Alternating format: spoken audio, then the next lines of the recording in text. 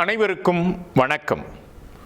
திருப்பத்தூர் தூய நெஞ்ச கல்லூரியும் மெரினாபுக்ஸ்.com இணைந்து நடத்துகிற 10 நாட்கள் 10 நூல்கள் எனும் இணையவழி கருத்தரங்கத்தினுடைய 8வது நாளில் மிக முக்கியமான ஒரு நூலோடு உங்களை சந்திப்பதிலே நான் மகிழ்ச்சியும் பெருமிதமும் அடைகிறேன்.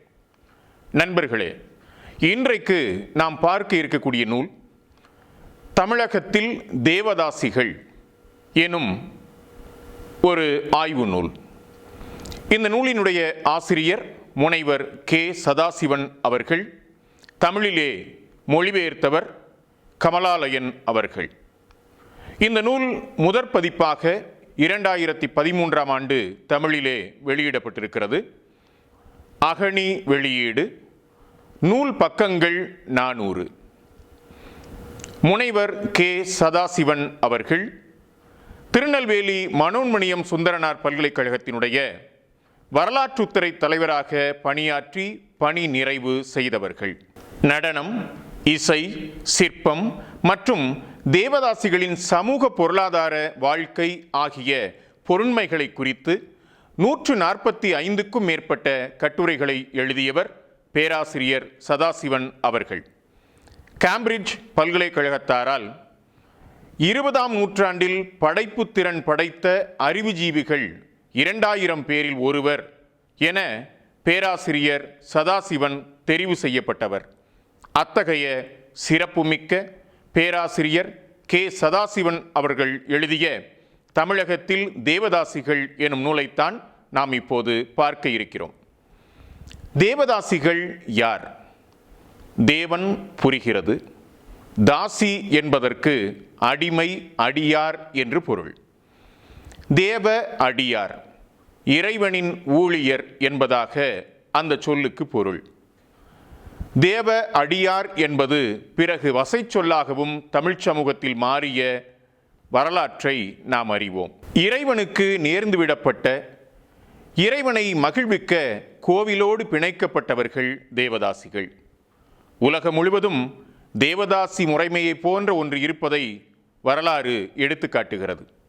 இந்தியாவின் பல்வேறு பகுதிகளிலும் கூட இதை போன்றதொரு முறை பல்வேறு பெயர்களிலே வழக்கத்தில் இருந்ததை வரலாறு சுட்டிக்காட்டுகிறது. தமிழகத்தை பொறுத்தவரை கிபி 6ஆம் நூற்றாண்டின் குழந்தையே தேவதாசி முறை.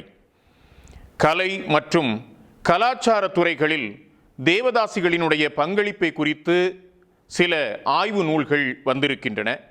இருந்தாலும் சமூக, பொருளாதார மற்றும் ஆலய கட்டுமானங்களில் தேவதாசிகளின் முழுமையான பங்களிப்பை குறித்து இந்த நூல் பதிவிடுகிறது என்று பதிப்புரையிலே குறிப்பிடுகிறார் அகனி வெளியீட்டகத்தினுடைய பொறுப்பாளர் கவிஞர் மு. முருகேஷ் அவர்கள்.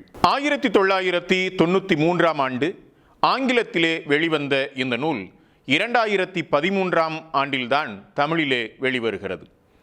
அறிமுகம் உள்ளிட்ட 12 தலைப்புகளில் இந்நூல் தேவதாசி முறைமையின் தோற்றம், வளர்ச்சி, தேய்வு குறித்து விளக்குகிறது. கிபி 600 முதல் கிபி 1800 வரையிலுமான காலப்பகுதியில் தேவதாசி முறைமையின் எழுச்சி, வளர்ச்சி, விரிவு, நெருக்கடி, தேய்வு என பல்வேறு விஷயங்களை பேசுகிறது இந்த நூல். ஆங்கிலத்திலே வெளிவந்தபோது கடுமையான எதிர்வினைகளையும் சந்தித்திருக்கிறது இந்த நூல். நூலாசிரியர் சதாசிவம் அவர்களே இந்நூலின் ஆங்கில பதிப்பின் 2ஆம் பதிப்பு முகவுரையிலே இந்த செய்தியினை குறிப்பிடுகிறார். ஆங்கில பதிப்பின் முன்னுரையில் அவர் குறிப்பிடுகிறார், எந்த ஓர் உன்னதமான நிறுவனமும் கூட சமூக விரோதிகள் அதனுள் சுதந்திரமாக ஊடாட அனுமதிக்கப்படும் பட்சத்தில் உருச்சிதைந்து மிக மோசமான ஒரு நிறுவனமாக சீரழிந்து போய்விடும் என்று சதாசிவன் குறிப்பிடுகிறார். கல்வெட்டுக்களில் பலவிதமாக தேவதாசிகள் குறிப்பிடப்படுகிறார்கள். பதியிலார், தளிச்சேரி பெண்டுகள், எம்பெருமான் அடியார் என்று பலவாறாக தேவதாசிகள் சுட்டிக்காட்டப்படுகிறார்கள். இசை பாடும், நாட்டியமாடும் பெண்களை மட்டும் இந்த பதம் குறிக்கவில்லை. ஆலயங்கள், மடாலயங்கள், மடங்கள் ஆகியவற்றினுடைய அடிமைகளாகவும் சிறப்பு திறன் தேவையற்ற கடைநிலை ஊழியர்களாகவும் இந்த பெண்கள் இருந்திருக்கிறார்கள் என்பதை பேராசிரியர் சதாசிவன் சுட்டிக்காட்டுகிறார். கள ஆய்வுகள், மரபுகளை பற்றிய தரவுகளை இந்நூலில் பயன்படுத்தியிருக்கிறார் பேராசிரியர். வசை சொற்களை குறித்து கூட அவர் ஆய்வு செய்திருக்கிறார். இந்த வசை சொற்கள் தேவதாசி நிறுவன அமைப்பினுடைய வீழ்ச்சியை சுட்டுவன என்று அவர் குறிப்பிடுகிறார். தேவதாசி முறையின் தோற்றம். தேவதாசி முறையினுடைய தோற்றத்தை பற்றி பல்வேறு விதமான கருத்துக்கள் சமூகத்திலே வழக்கத்தில் இருக்கின்றன.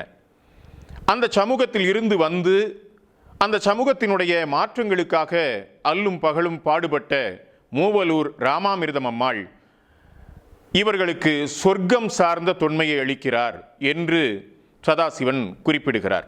சங்கர நயினார் கோவில் தமிழ் ஆவணம் ஒன்று ஒரு நிகழ்வை குறிப்பிடுகிறது. அதாவது, கடும் வறட்சி நிலவிய தமிழகத்திலிருந்து சேர சோழ பாண்டிய மன்னர்கள் தேவேந்திரனை பார்க்க வானுலகம் செல்கிறார்கள். மற்ற 2 அரசர்களையும் நன்கு உபசரித்த தேவேந்திரன் பாண்டியனை மட்டும் கண்டுகொள்ளவில்லை. பாண்டியனுக்கு கோபம் வருகிறது. ஆத்திரமடைந்த பாண்டியன் தேவலோகத்தில் இருந்த தேவ கன்னிகைகள் 4 பேரையும் அவர்களுடைய மகன்களையும் கவர்ந்து வந்து விட்டதாக ஒரு கதை உண்டு. அப்படி பாண்டிய மன்னனால் கவர்ந்து வரப்பட்ட தேவ கன்னிகைகள்தான் தேவதாசிகளாக ஆனார்கள் என்பதாக ஒரு புராண செய்தி அவர்களுடைய தோற்றத்திலே கொடுக்கப்படுகிறது என்பதையும் நாம் கவனத்திலே கொள்ள வேண்டும். சிலப்பதிகாரம் 4 விதமான கணிகைகளை பற்றி சொல்லுகிறது. நாடகக் கணிகை, காவற்கணிகை, ஆடற்கூத்தியர், அரிசில் அடியார் என்று 4 விதமான கணிகையர்களை பற்றி சிலப்பதிகாரம் குறிப்பிடுகிறது. இதிலே மாதவி நாடக கணிகை பிரிவை சேர்ந்தவர். மணிமேகலை இவர்களை 3 பிரிவாக சொல்லுகிறது. தொன்முது கணிகை, நாடக கணிகை, கடவுட்கணிகை என்று அது 3ஆக பகுத்து சொல்லுகிறது. காமிகா ஆகமம் தேவதாசிகளை 3 படிநிலைகளில் வைக்கிறது. 1 ருத்ர கணிகை, அதாவது சிவனின் நம்பிக்கைக்கு உரியவர் என்பது அதற்கு பொருள். 2வது ருத்ர கன்னிகை, அதாவது சிவனின் கன்னியர் என்று இதற்கு பொருள். 3வது ருத்ரதாசி, அதாவது சிவனின் அடிமை என்பதாக பொருள். பொதுவாக கலைஞர்களுக்கும் தேவதாசிகளுக்குமான வரலாற்று நெருக்கத்தை பேராசிரியர் சதாசிவன் எடுத்து காட்டுகிறார்.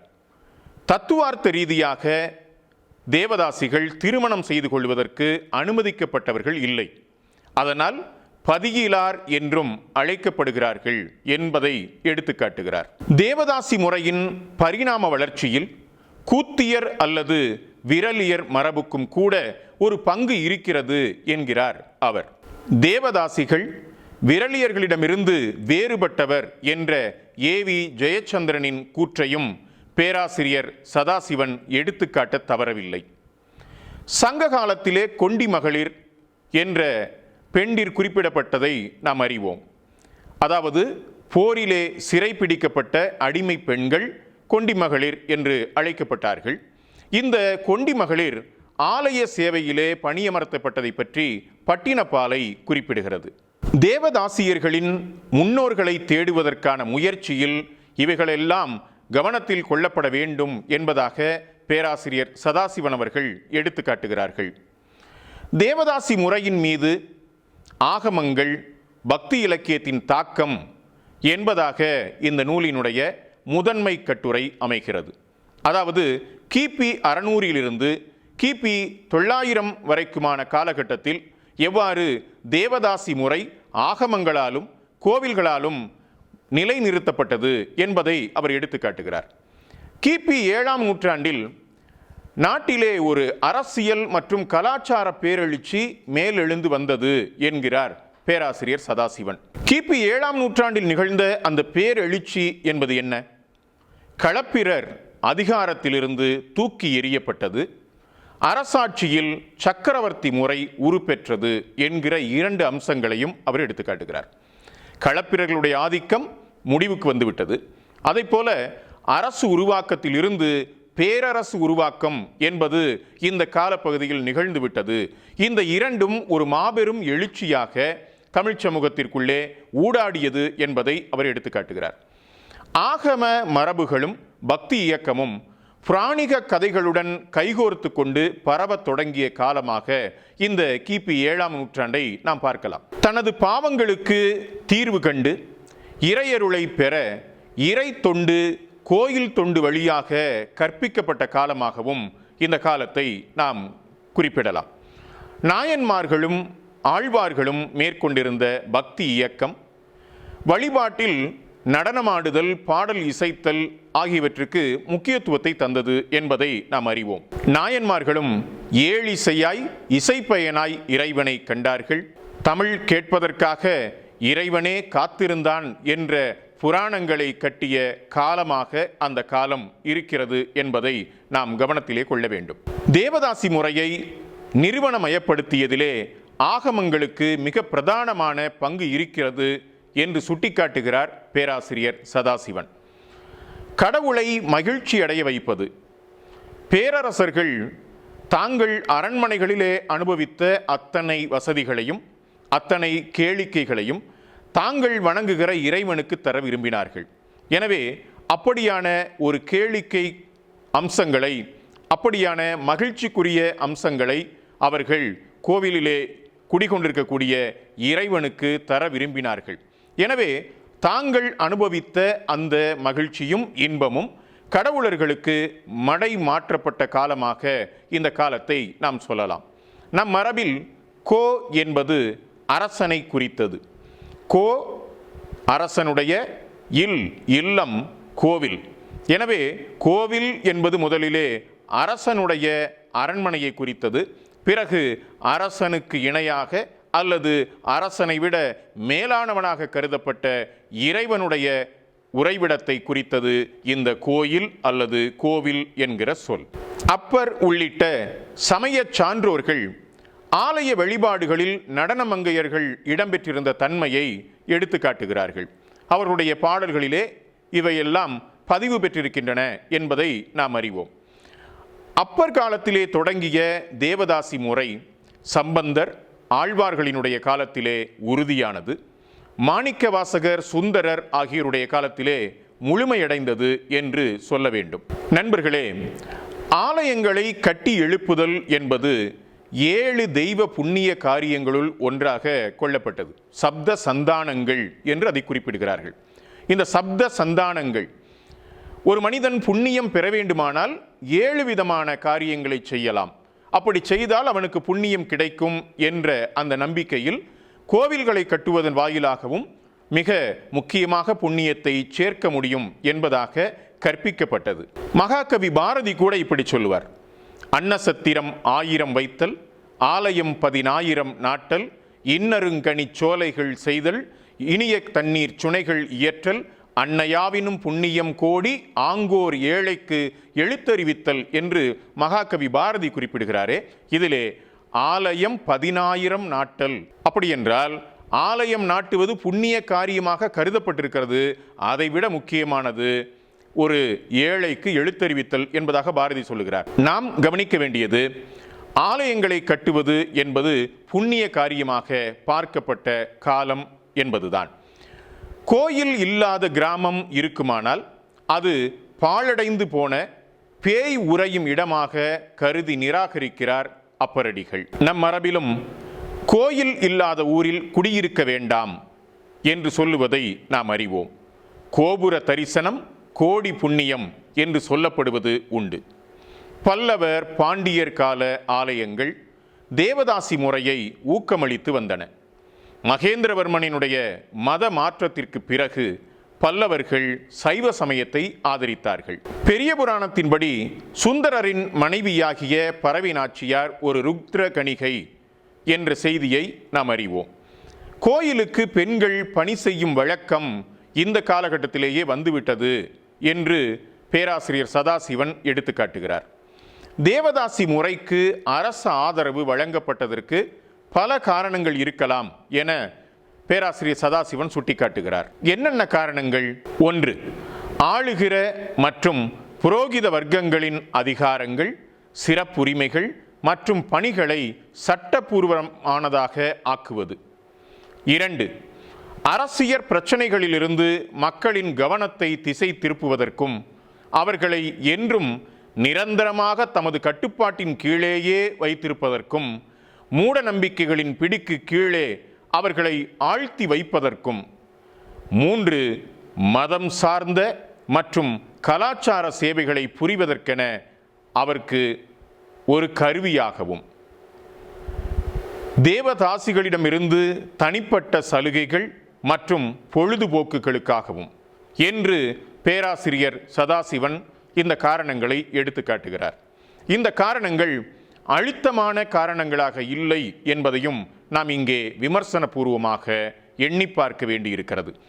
உண்மையில் அரசு ஆதரித்ததற்கான அதனுடைய வர்க்க நலன் என்பது பின்னால் இருக்கிறது என்றாலும் கூட இவர் பேராசிரியர் அடுக்கி காட்டக்கூடிய இந்த காரணங்கள் உண்மையிலேயே மிக பொருத்தப்பாடு உடையன தானா என்பதை நாம் எண்ணி பார்க்கலாம்.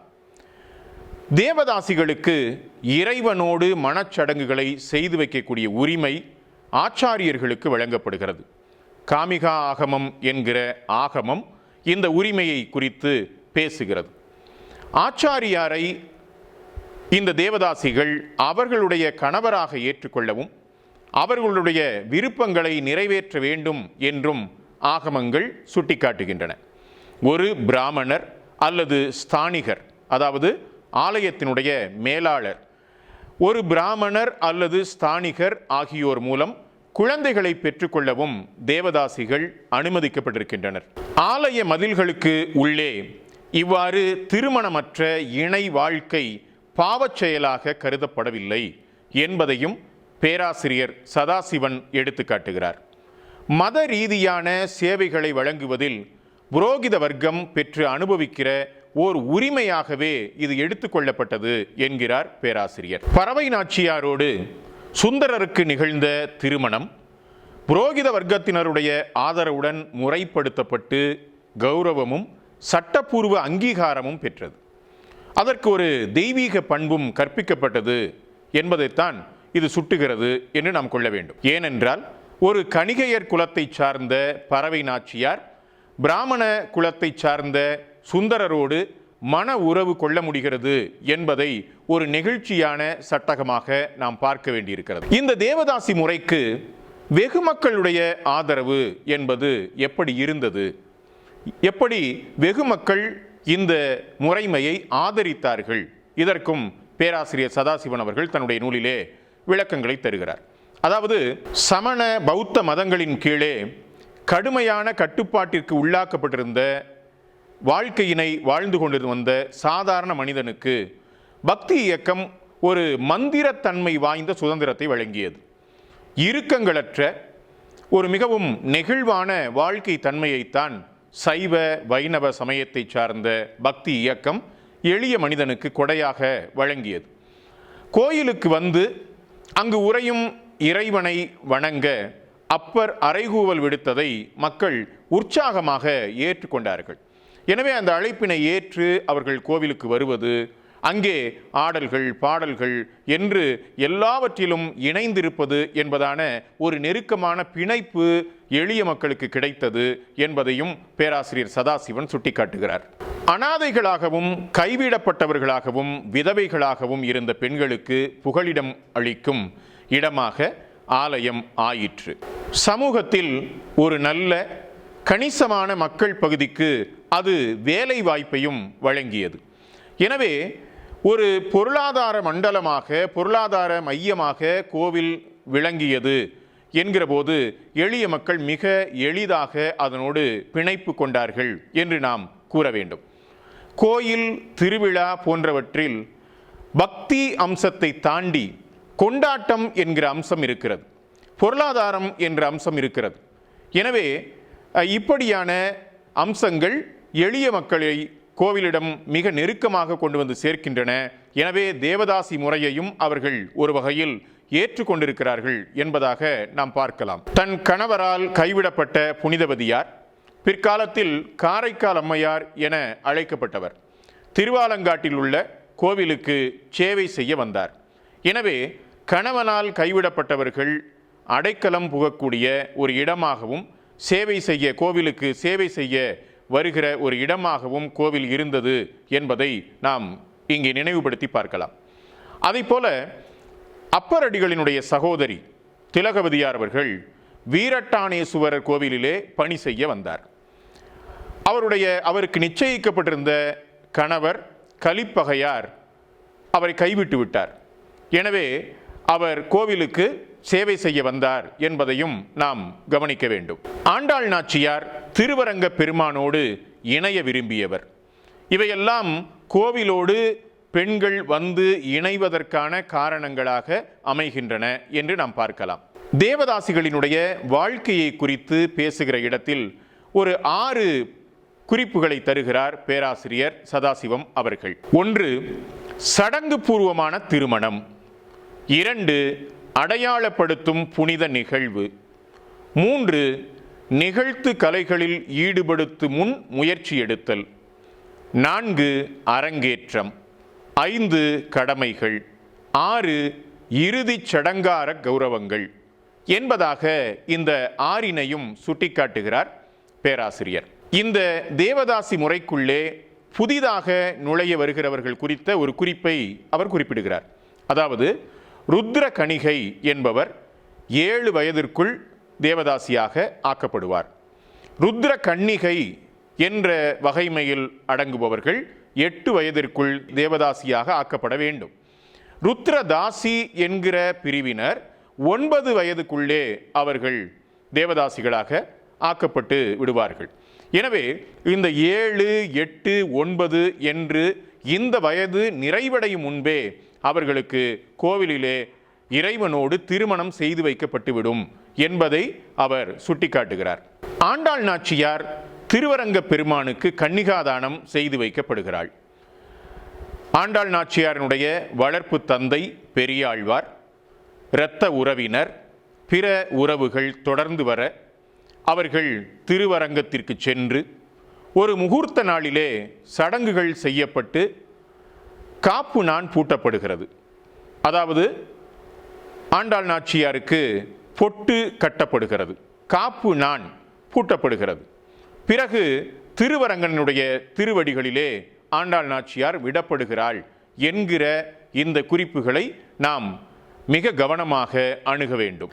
வெவ்வேறு விதமான விளக்கங்கள் அளிக்கப்படுகிற போதிலும் திருவரங்கநாதனுடனான ஆண்டாளின் திருமணம் எம்பெருமான் அடியார் அர்ப்பணிப்பிற்கு ஒரு ஆகச்சிறந்த உதாரண நிகழ்வு என்பதாக அவர் குறிப்பிடுகிறார்.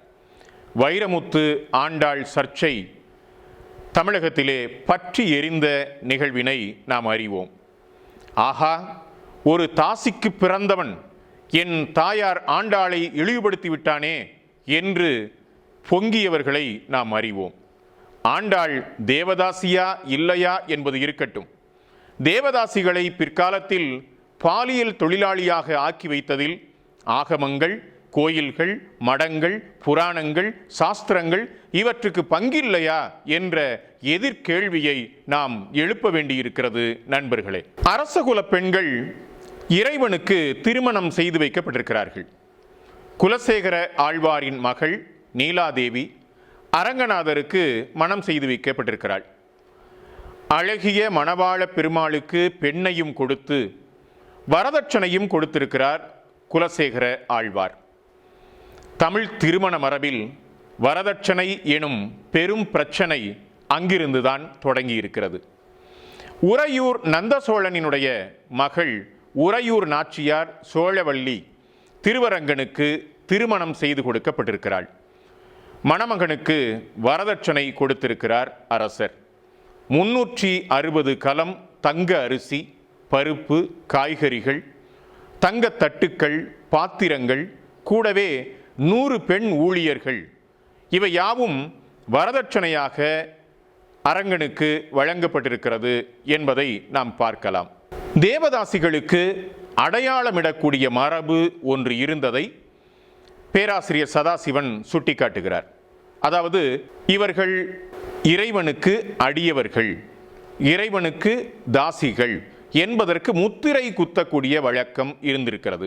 இதிலே 2 அம்சங்கள் இருக்கின்றன என்பதாக பேராசிரியர் சதாசிவன் சுட்டிக்காட்டுகிறார். ஒன்று, ஆலய சேவை பணியிலிருந்து விடுபட்டு வெளியே செல்வதற்கு அந்த அடிமை பெண்ணுக்கு சுதந்திரம் கிடையாது.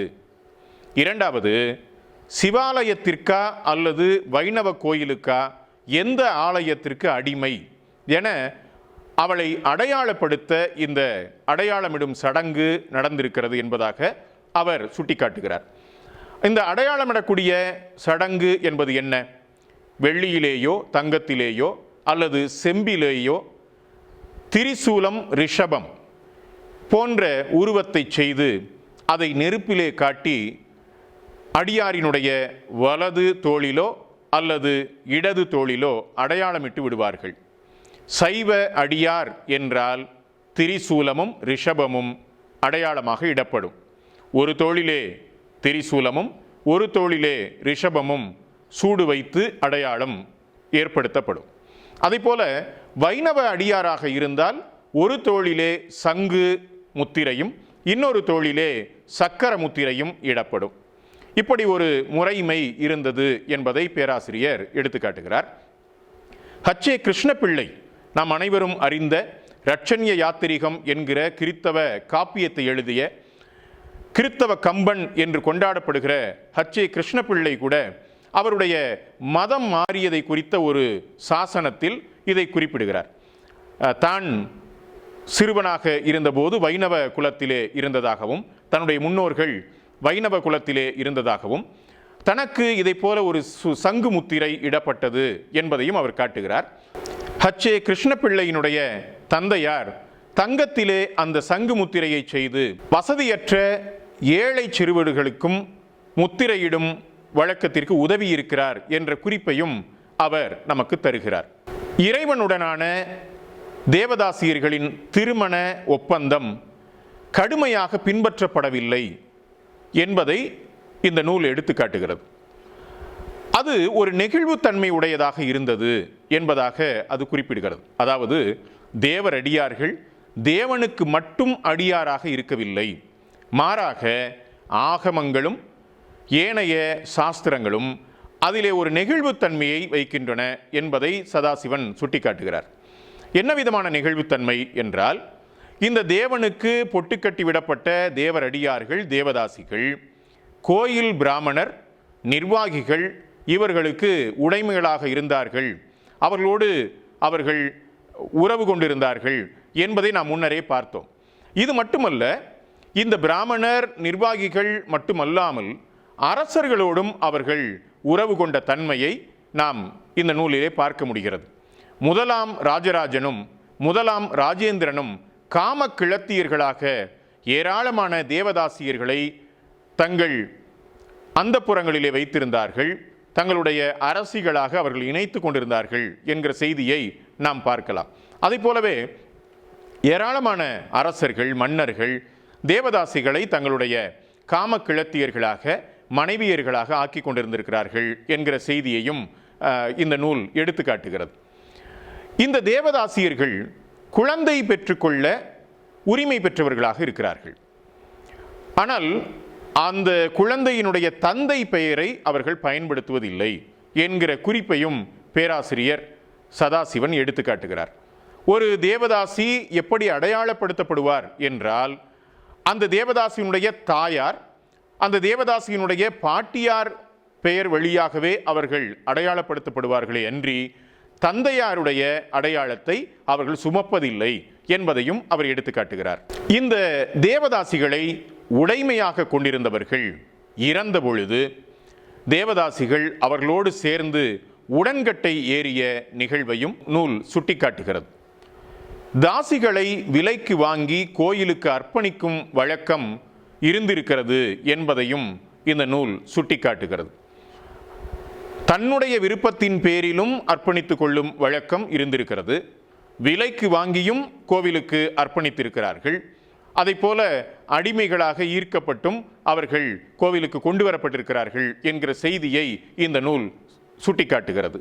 இப்படி சிறு வயதிலேயே தேவதாசிகளாக ஆக்கப்பட்ட அந்த பெண்களுக்கு முறையான பயிற்சிகள் அளிக்கப்பட்டனவா? ஆடல் பயிற்சி, நடன பயிற்சி, இசை பயிற்சி போன்ற பயிற்சிகள் அளிக்கப்பட்டனவா என்ற ஒரு கேள்வி வருகிறது.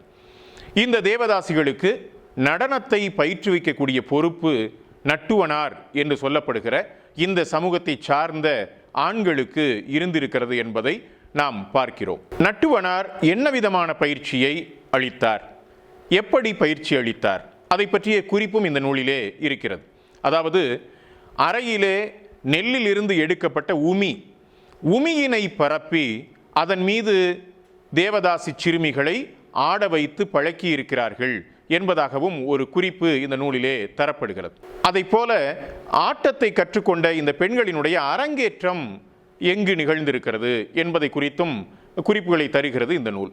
கோவிலில், பொது இடங்களில் இந்த தேவதாசிகளினுடைய அரங்கேற்றம் நடந்திருக்கிறது. சிலப்பதிகார மாதவியினுடைய அரங்கேற்றத்தை பற்றி மிக விரிவாக பேசுகிறார் இளங்கோவடிகள். அரங்கேற்று காதை என்னும் பகுதியில் மிக விரிவாக அந்த செய்திகளை பேசுகிறார் என்பதை நாம் அறிவோம். மாதவி அரங்கேறுகிற போது அவளுக்கு தலைக்கோலி என்கிற பட்டமும் வழங்கப்படுகிறது. அதை போல அவளுடைய கழுத்திலே அணிவிக்கப்பட்டிருக்கக்கூடிய அந்த மாலையினை தோழி எடுத்துக்கொண்டு அரங்கத்திற்கு வெளியே போய் 1008 பொன் கொடுத்து யார் வாங்குகிறார்களோ அவர்கள் மாதவியை உரிமை கொண்டாடலாம் என்கிற செய்தியையும் அறிவிக்கிறாள் என்பதை சிலப்பதிகாரம் பேசுகிறது. பிற்காலத்தில் இந்த சிலப்பதிகாரத்தை மறு ஆக்கங்கள் செய்தவர்கள், அது நாடகமாக இருக்கலாம், கூத்தாக இருக்கலாம், மறு ஆக்கங்களை செய்தவர்கள் கோவலனுடைய பங்கை மிக குறைத்து காட்ட வேண்டும் என்பதற்காக அரங்கத்திலே, நடன அரங்கத்திலே மாதவி தனக்கு அளிக்கப்பட்ட அந்த மாலையினை பார்வையாளர்கள் மத்தியிலே வீசி எறிந்தாள். அது கோவலனுடைய கழுத்திலே விழுந்தது. எனவே வேறு வழியில்லாமல் கோவலன் மாதவியை நாடி சென்றான் என்பதாக ஒரு பிணைப்பு, கோவலனை சொல்லப்போனால் அந்த குற்றச்சாட்டிலே இருந்து விடுவிக்கக்கூடிய ஒரு முயற்சி பிற்கால நாடகங்களில், கூத்துக்களிலே செய்யப்பட்டிருக்கிறது என்பதையும் நான் உங்களுடைய கவனத்திற்கு கொண்டு வர விரும்புகிறேன். நண்பர்களே, கோயிலோடு பிணைக்கப்பட்ட இந்த தேவதாசிகளினுடைய இறுதிச் சடங்குகள் எவ்வாறு நடத்தப்பட்டன? இந்த கேள்வி நமக்கு இருக்கிறது. ஏனென்றால் கோவிலுக்கு நேர்ந்து விடப்பட்ட, கோவிலுக்கு பொட்டு கட்டி விடப்பட்ட இந்த தேவதாசிகளினுடைய இறுதி காலம் அல்லது மரணம் என்பது எவ்வாறு கையாளப்பட்டது என்கிற குறிப்பினை இந்த நூல் மிக முக்கியமாக சுட்டிக்காட்டுகிறது. அது மிகவும் நிகழ்ச்சியாகவும் இருக்கிறது. அதாவது தேவதாசி இறந்துவிட்டால் அவருடைய உடல் எடுக்கப்படும் வரை அவர் சம்பந்தப்பட்ட கோவிலிலே எந்த விதமான பூஜையும் செய்யப்படாது.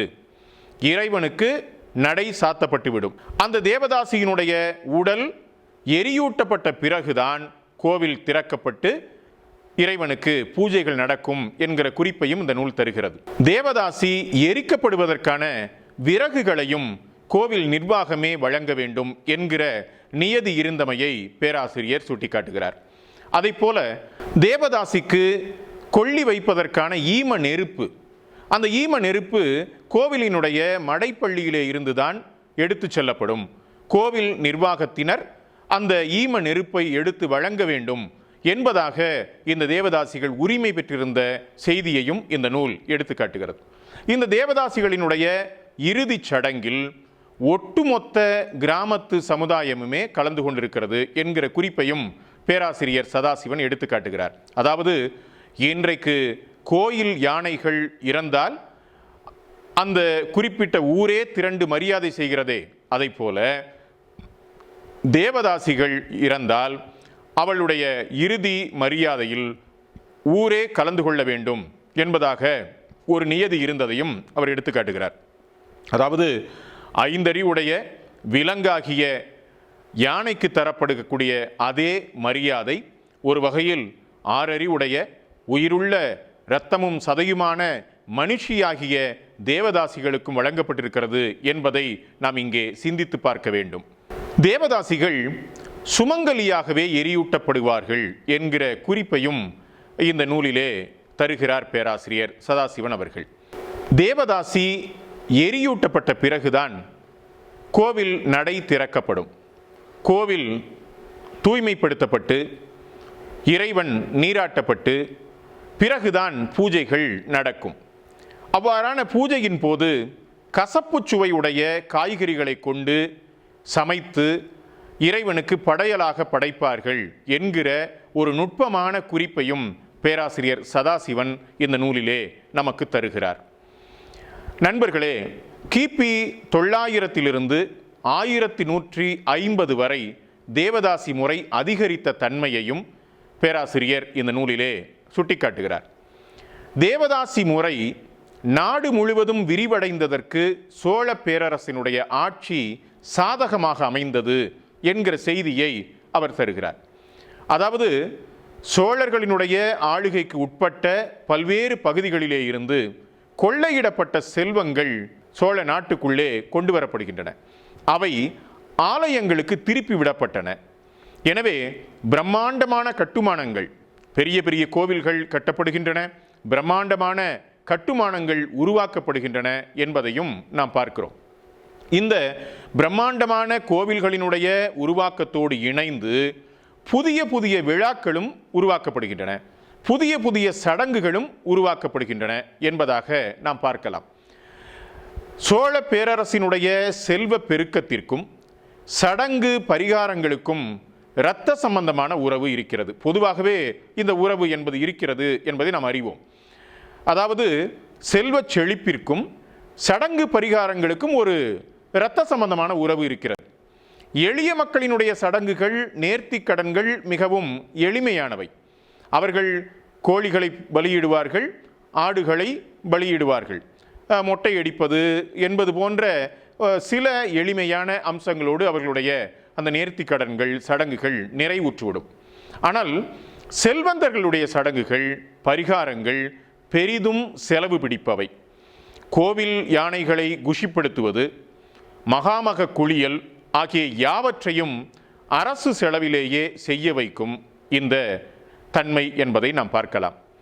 அரசர்கள், அரசிகள் தலைமைச் செயலகத்திற்கு போகும் கடற்கரை சாலையில் தலைவிரி கோலமாக சிலம்பினை ஏந்தி கொண்டு ஒரு பெண் நிற்பது கூட பிரச்சனையாகும். தலைமுடியை விரித்து போட்டுக்கொண்டு நிற்கும் கண்ணகி இரவோடு இரவாக பெயர்க்கப்பட்டு அருங்காட்சியகத்தின் தட்டுமுட்டு சாமான்கள் போடக்கூடிய அறையிலே கிடத்தப்படுவாள். மக்கள் போராட்டங்களுக்கு பிறகுதான் அவள் மீண்டும் கடற்கரை காற்று வாங்க முடியும் என்ற நம் சமகாலத்தின் அரசியல் வரலாறு இதைத்தானே காட்டுகிறது. எனவே சோழர்களினுடைய காலத்திலே அவர்கள் ஆதிக்கத்திற்கு உட்படுத்தப்பட்ட, அவர்கள் வென்ற பல்வேறு நாடுகளிலிருந்து, நிலப்பகுதிகளிலே இருந்து சோழர்கள் கொண்டு வந்து நிறைத்த பொருட்கள் பெரிய பெரிய கட்டுமானங்கள், கோயில்களாகின என்பதை நாம் பார்க்கலாம். பெரிய கட்டுமானம் உலக அதிசயம் என்று எது இருந்தாலும் 2 விடயங்கள் அந்த கட்டுமானங்களை ஒட்டி நடந்திருக்க வேண்டும். ஒன்று, கொள்ளையிடப்பட்ட செல்வம் வந்து கொட்டப்பட்டிருக்க வேண்டும். 2, அந்த நாட்டு மக்கள் மிகுதியான வரிகளால் கசக்கி பிழியப்பட்டிருக்க வேண்டும். இது பொது விதி. 2 ஆண்டுகளுக்கு முன்னால் லண்டன் மாநகரம் போயிருந்தோம், நானும் என்னுடைய வாழ்வு இணையரும். பெரிய பெரிய பிரம்மாண்டமான பழைய கட்டிடங்களை பார்த்த என் வாழ்வு இணையர் வியந்தார். இவை யாவும் இந்தியா போன்ற காலனி ஆதிக்க நாடுகளிலிருந்து கொண்டு வரப்பட்ட உழைப்பாளிகளுடைய வியர்வை. அந்த உழைப்பாளிகளுடைய வியர்வையை, இரத்தத்தை உறிஞ்சித்தான் இந்த கட்டுமானங்கள் கட்டப்பட்டிருக்கின்றன என்றேன் நான். ஆமோதித்தார் அவர். பிரிட்டிஷ் ஏகாதிபத்தியம் தனது கொள்ளையிலே கொஞ்சத்தை தனது சொந்த நாட்டின் உழைக்கும் வர்க்கத்திற்கு பங்கு வைத்து கொடுத்தது. பிரிட்டிஷ் தொழிலாளி வர்க்கம் ஊட்டம் பெற்ற வர்க்கமாக இருந்தது என்பதை காரல் மார்க்ஸ் எடுத்து காட்டுகிறார் என்பதை நாம் அறிவோம். ஏனைய காலனியாதிக்க நாடுகளிலே இருந்த தொழிலாளி வர்க்கம் தன்னுடைய உரிமைகளுக்காக போராடும் வர்க்க உணர்வை பெற்றிருந்தது. ஆனால் காலனியாதிக்க நாடுகளிலே இருந்து கொள்ளையடிக்கப்பட்ட, சுரண்டப்பட்ட செல்வங்களை கொண்டு போய் ஏகாதிபத்தியம் கொட்ட அந்த நாடுகளிலே இருந்த உழைப்பாளி வர்க்கம், தொழிலாளர் வர்க்கம் அதனால் ஊட்டம் பெற்ற தொழிலாளி வர்க்கமாக மாறியது என்று மார்க்ஸ் விமர்சிக்கிறார். எனவே அந்த தொழிலாளர்கள் ஊட்டம் பெற்ற தொழிலாளிகளாக இருந்தார்கள். எனவே அவருடைய வர்க்க பார்வை, வர்க்க உணர்வு என்பது மங்கி இருந்தது என்பதையும் காரல் மார்க்ஸ் எடுத்து காட்டுகிறார் என்பதை நாம் இங்கே நினைவுபடுத்திக் கொள்ளலாம். நான் ஏன் இதை குறிப்பிடுகிறேன் என்றால், சோழர்களினுடைய ஆதிக்கத்திற்கு உட்பட்ட பகுதியிலே இருந்து கொண்டு வரப்பட்டு கொட்டப்பட்ட செல்வங்கள் இங்கே கோயில்களாக ஆயின, பெரிய பெரிய கட்டிடங்களாக ஆயின, சமூக பரவலாக்கத்திற்கு அந்த செல்வங்கள் பயன்பட்டன என்ற செய்தியை உங்களுக்கு நினைவுபடுத்தத்தான். சோழர்களினுடைய செல்வ வளம் கோயில்களை மட்டும் பெருக்கவில்லை, தேவதாசி முறையையும் பெருக்கியது என்பதை நாம் கவனத்திலே கொள்ள வேண்டும். தஞ்சை பெரிய கோயிலை கட்டிய முதலாம் ராஜராஜன் 400 தேவரடியார்களையும் அவர்களோடு ஏராளமான கோயிற் பணியாளர்களையும் பணியமர்த்தினான். இலங்கைக்கும் தேவதாசி முறை ஏற்றுமதியானது குறித்து பேசுகிறார் இந்நூலாசிரியர் சதாசிவன் அவர்கள். இலங்கையில் இந்த நடைமுறையை அறிமுகம் செய்து வைத்த பொறுப்பு சோழர்களை, குறிப்பாக முதலாம் ராஜராஜனையே சாரும் என்று நூலாசிரியர் குறிப்பிடுகிறார். தமிழில் அறிமுகம் செய்து வைத்த பெருமை என்றுதானே வர வேண்டும். மொழிபெயர்ப்பாளர் கமலாலயன் அவர்கள் மிக கவனமாக பொறுப்பு என்று மொழிபெயர்த்திருக்கிறார். இது கமலாலயன் என்கிற இந்த மொழிபெயர்ப்பாளருடைய சமூகம் சார்ந்த சிந்தனை. ஆங்கிலத்திலே இருந்து அவர் மொழிபெயர்க்கும் போது இதற்கான பொறுப்பு சோழர்களுடையது, முதலாம் ராஜராஜனுடையது என்பதாக அவர் சுட்டிக்காட்டுகிறார். முதலாம் ராஜராஜன் தனது கடற்படை வெற்றியை கொண்டாடும் வகையிலே இலங்கையில் சில இந்து கோயில்களை கட்டுவித்ததோடு தேவதாசி முறையையும் அங்கு அறிமுகப்படுத்தி வைத்தான் என்பதாக அவர் சுட்டுகிறார். இதுதான் தான் கெட்டது மட்டுமல்லாமல் தான் போன இடத்தையும் கெடுப்பது என்பது. ஆலயங்களில் அடிமைகள் இருந்தார்கள், விலைக்கு வாங்கப்பட்டார்கள், அன்பளிப்பாக அளிக்கப்பட்டார்கள், தங்களையே விற்று கொண்டிருந்திருக்கிறார்கள். இப்படி பல்வேறு முறைகளில் தேவ அடியார்கள் கோவிலோடு பிணைக்கப்பட்டிருந்தார்கள் என்பதை நாம் பார்க்கிறோம். தேவதாசிகளின் கடமைகளும் விருதுகளும் என்னும் தலைப்பில் ஏராளமான செய்திகளை பேசுகிறார் பேராசிரியர் சதாசிவன் அவர்கள். நடனமாடுதல், பாடல் பாடுதல், பூக்களை கொய்து சேகரித்தல், அவற்றை மாலையாக தொடுத்தல், துப்புரவு செய்தல் என்று பல்வேறு கோவில் சார்ந்த பணிகளையும் தேவ அடியார்கள், தேவதாசிகள் செய்திருக்கிறார்கள் என்பதையும் இந்த நூல் சுட்டிக்காட்டுகிறது. இங்கே நான் உங்களுக்கு ஒன்றை மீண்டும் நினைவுபடுத்தி காட்ட விரும்புகிறேன். ஆண்டாள் நாச்சியார் பூக்களை கொய்து அதை தொடுக்கிற பணியை செய்தவர் என்பதையும் நாம் இங்கே நினைவுபடுத்தி கொள்ள வேண்டும். கோயில்களில் நடத்தப்பட்ட நாடகங்களோடும் தேவதாசிகள் பிணைக்கப்பட்டார்கள் என்கிற செய்தியையும் இந்நூல் நமக்கு தருகிறது. பெரு வருவாயையும் தேவதாசிகள் பெற்றார்கள். ஏறத்தாழ 60 வேலி நிலங்களை தானமாக பரிசாக பெற்ற தேவதாசியரும் உண்டு என்பதையும் இவர் எடுத்து காட்டுகிறார். கோயிலுக்கும் பிற வகைகளிலும் தாசியர்கள் கொடையளித்தார்கள். மிகுதியான செல்வத்தை பெற்ற, மிகுதியான சம்பாத்தியத்தை பெற்ற தேவதாசிகள் கோயில்களுக்கும் கொடையாக கொடுத்தார்கள். ஏனைய நல்ல காரியங்களுக்கும் அவர்கள் கொடைகளை அளித்தார்கள் என்கிற செய்தியை நாம் பார்க்கிறோம். அதன் மூலம் தங்களின் பெயர்களை எக்காலத்திற்கும் புகழ் வாய்ந்து நிற்குமாறு அவர்கள் செய்தார்கள் என்று பேராசிரியர் சதாசிவன் குறிப்பிடுகிறார். தேவதாசிகளினுடைய பெருஞ்செல்வம் கோயிலை நோக்கி திருப்பப்பட்டது என்ற குறிப்பை நாம் இங்கே ஆழ்ந்து பார்க்க வேண்டும். கோவில் நிர்வாகிகள் அதிகாரம் படைத்தோரிடமிருந்து பெற்ற செல்வம் மீண்டும் தேவதாசிகளிடமிருந்து கோயிலுக்கு சென்றிருக்கிறது. கோயிலுக்கு சென்று விட்டால் அதை நிர்வகிப்பவர்கள் தான் அந்த செல்வத்தை நிர்வகிப்பார்கள். எனவே இந்த தேவதாசிகள் பெற்ற செல்வம் ஆனது மீண்டும் கோயிலுக்கு போயிருக்கிறது. எனவே ஒரு சுழற்சி அடிப்படையில் செல்வம் தேவதாசிகளிடம் வந்து மீண்டும் கோயிலுக்கு போன நிகழ்வை பேராசிரியர் எடுத்துக்காட்டுகிறார். இந்த கோவிட்-19 காலத்திலும் தமிழக அரசு குடும்ப அட்டைகளுக்கு 1000 ரூபாய் வழங்கியது. உடன் நிகழ்வாக மதுக்கடைகளையும் திறந்தது. அரசு கொடுத்த பணம் பத்திரமாக அரசாங்க கஜானாவிற்கு வந்து சேர்ந்துவிடும் என்ற அரசின் கணக்கு மெய்ப்பிக்கப்பட்டு விட்டது. நம்மை ஆள்வோர் புத்திசாலிகள் என்பது நிரூபிக்கப்பட்டு விட்டது. கொடுத்தவனே பறித்து கொண்டாண்டி என்கிற கதைதான். இப்படி தேவதாசிகளுக்கு வழங்கப்பட்ட இந்த பெருஞ்செல்வம், அவர்கள் சேர்த்த பெருஞ்செல்வம் என்பதில் மிக பெரும்பான்மையான செல்வம் கோவிலுக்கே மறுபடியும் வந்து சேர்ந்தது என்கிற குறிப்பை நாம் மிகவும் ஆழ்ந்து காண வேண்டும். இவர்கள் கோவில்களுக்கு என்னென்ன விதமான கொடைகளை செய்தார்கள் என்றெல்லாம் அவர் பேராசிரியர் சதாசிவன் அவர்கள் பட்டியலிட்டு காட்டுகிறார்.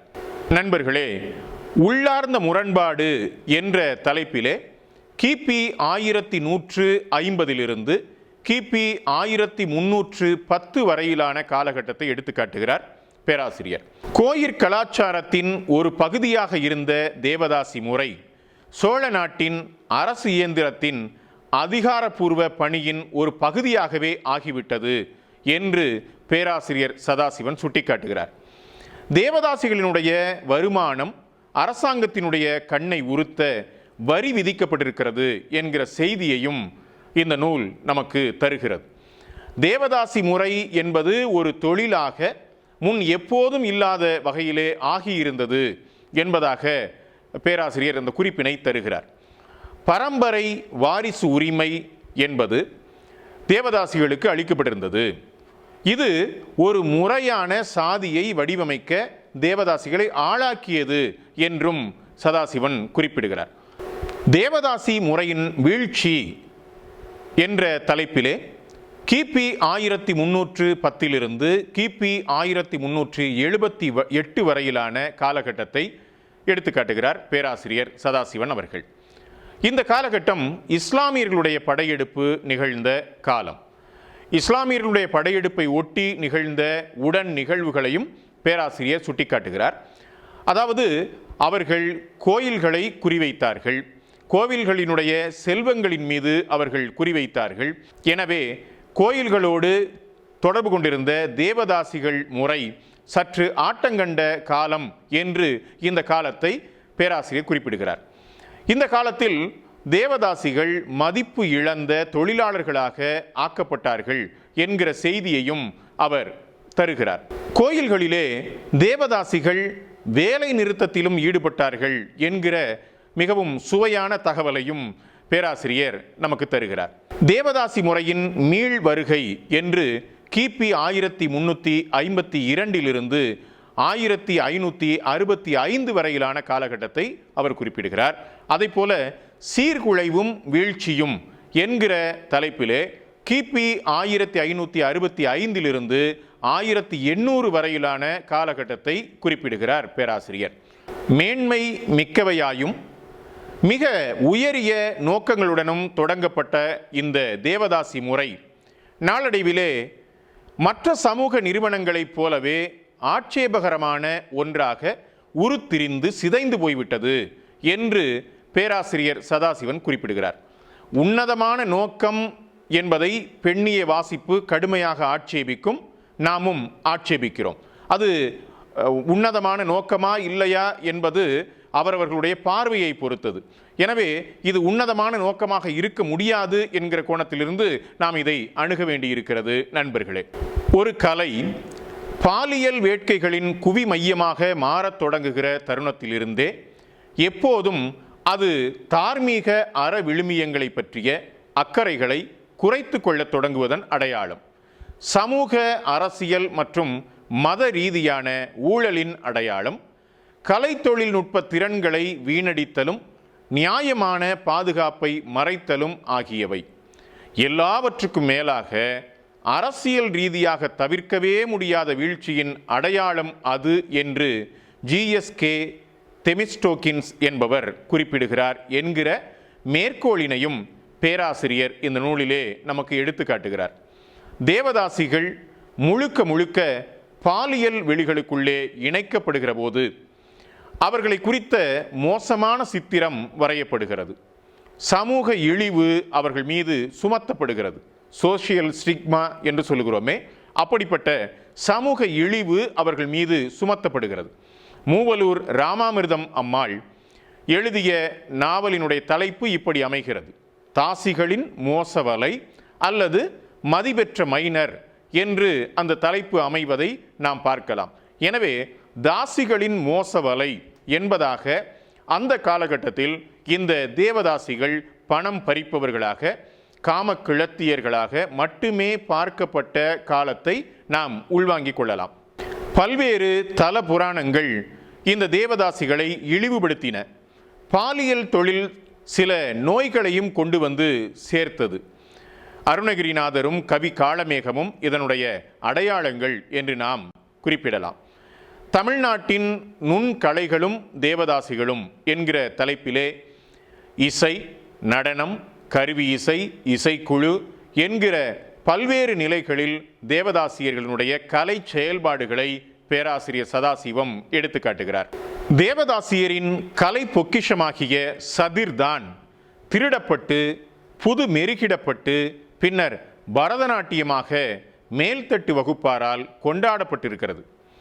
இந்தியாவின் நடன அடையாளமாக உலகம் முழுவதும் இந்த தேவதாசி கலைதான் பரதநாட்டியம் என்ற பெயரில் ஏரோப்ளேன் ஏறி சென்று சுற்றுலா போகிறது.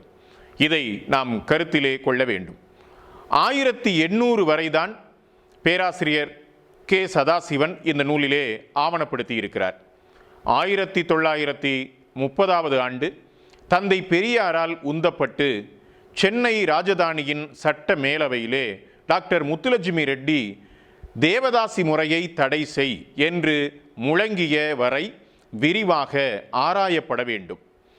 1930 ஆண்டு முத்துலட்சுமி ரெட்டி தேவதாசி முறை ஒழிப்பு சட்டத்தை முன்மொழிய சத்தியமூர்த்தி வகையறாக்கள் எதிர்கொண்ட முறைமைகள், 1947 அக்டோபர் 9 இந்த தேவதாசி முறை ஒழிப்பு சட்டமாகிற வரை தனித்தனியான சில ஆய்வுகள் வந்திருக்கின்றன. இன்னும் மிகுதியான ஆய்வுகள் வெளிவர வேண்டும். சட்டமன்றத்தில் இந்த தேவதாசி ஒழிப்பு முறைக்கான முன்மொழிவை டாக்டர் முத்துலட்சுமி ரெட்டி அவர்கள் முன்மொழிந்த போது அதை எதிர்த்து நின்றார் சத்தியமூர்த்தி அவர்கள். சத்தியமூர்த்தி என்ன சொன்னார்? தேவதாசியாக பொட்டுக்கட்டி கொண்டு இறைவனுக்கு சேவை செய்யக்கூடியவர்கள் அவர்கள் மோட்சத்தை அடைகிறார்கள், இறைவனுடைய திருவடியை அடைகிறார்கள். எனவே அது மிகவும் தூய்மையான காரியம். எனவே அதை ஒழிக்க வேண்டியதில்லை என்பதாக அவர் பேசினார். முத்துலட்சுமி ரெட்டி அவர்கள் இந்த விவாதத்தை எதிர்கொண்ட சுவையான வரலாற்றை நாம் அறிவோம். முத்துலட்சுமி ரெட்டி சொன்னார், இதுவரை எங்கள் குலத்து பெண்கள் இந்த பணியினை செய்தார்கள். இனிமேல் சத்தியமூர்த்தி அவர்களே, உங்கள் குலத்து பெண்கள் இந்த காரியத்தை செய்து புண்ணியத்தை வாரி கட்டிக்கொள்ளட்டும், அவர்களே மோட்சத்தை அடையட்டும் என்பதாக அவர் பேசினார் என்பது மிக முக்கியமான வரலாறு. நண்பர்களே, தேவதாசி முறை ஒழிப்பில் திராவிட இயக்கத்தின் பங்களிப்பு இன்றைக்கு மிக விரிவாக பேசப்பட வேண்டும். திராவிட இயக்கத்தின் வரலாற்று வகிபாகம் இளைஞர்களுக்கு சொல்லப்பட வேண்டும். திராவிட கருத்தியல் இயக்கத்தினுடைய தேய்வு இதையெல்லாம் குறித்து விவாதிக்கும் அதே வேளை அதன் வரலாற்று பங்களிப்பின் நியாயத்தை சமகால தமிழ் சமூகத்தின் முன் நாம் காட்சிப்படுத்தியாக வேண்டும். எனவே பேராசிரியர் கே. சதாசிவன் அவர்களுடைய தமிழகத்தில் தேவதாசிகள் எனும் முனைவர் கே. சதாசிவன் அவர்களுடைய இந்த நூல் தமிழ் சமூகத்தினுடைய மிக முக்கியமான பகுதியை ஆய்வு செய்திருக்கிறது. இந்த தேவதாசிகள் என்பவர்கள் உருவான வரலாற்றையும் நிலைப்படுத்தப்பட்ட வரலாற்றையும் அவர்கள் சீரழிக்கப்பட்ட வரலாற்றையும் இந்த நூல் முன்மொழிகிறது. இந்த நூலை கற்பதன் வாயிலாக தமிழக வரலாற்றினுடைய மிக முக்கியமான இருண்ட பகுதியை நாம் வாசிக்கிறோம் என்கிற உணர்வை பெற வேண்டும். இப்படிப்பட்ட நூல்களை கற்பதன் வாயிலாக நாம் வரலாற்று உணர்வை மீண்டும் புது மெருகிட்டு கொள்ள முடியும் என்று கூறி இந்த உரைக்கு உலகம் எங்கிருந்தும் செவிமடுத்து கொண்டிருக்கக்கூடிய உங்கள் அனைவருக்கும் நன்றி பாராட்டி விடைபெறுகிறேன். நன்றி, வணக்கம்.